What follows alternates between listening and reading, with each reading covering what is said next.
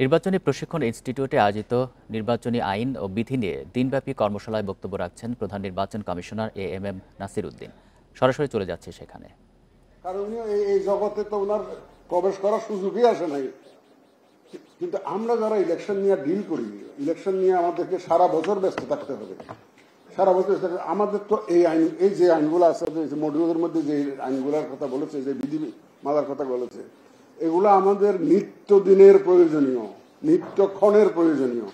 আমরা যেগুলো কাজ করি, এখন আমরা জিজ্ঞেস করি, আমি বিভিন্ন কনসার্ন অফিসারকে যাই জিজ্ঞেস করি, অনেকে দেখা যাচ্ছে যে তখন ব্ল্যাঙ্ক লুক দেয় একটা, তার মানে বোঝা যাচ্ছে যে ওই হয়তো আইডিয়া নাই, ডিল করে নেই আগে। এই জন্য এখন আমাদের এখানে ট্রান্সফার হয়ে তো অনেকে আসেন, বাইরে থেকে আসেন, আসলে তো এই আইনগুলো ডিল করতে হয় তখন।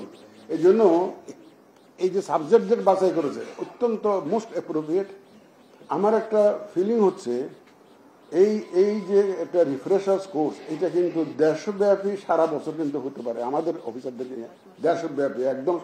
এটা it should B A continuous process of updating our knowledge relating to election and conduct of election.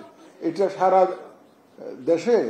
দেশে ঘুরে ঘুরে আমরা এই ধরনের রিফ্রেশার্স কোর্সগুলো করা উচিত বলে, সবাইকে ঢাকায় না এনে আমরা এটা করা উচিত বলে আমি মনে করি। এবং ইফ পসিবল আমাদের এই ভোটের আগেই কিছু যদি আমরা করতে তো হবে আমাদের, তো এই ধরনের ট্রেনিংটা আমাদের চালু রাখতে হবে।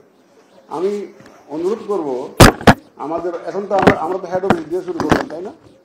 হেড অফিস দিয়ে শুরু করলাম, কিন্তু আজকে এই যাত্রায় সবাইকে কভার করার লোক না, যাতে অন্তত হেড অফিস যারা আছি আমরা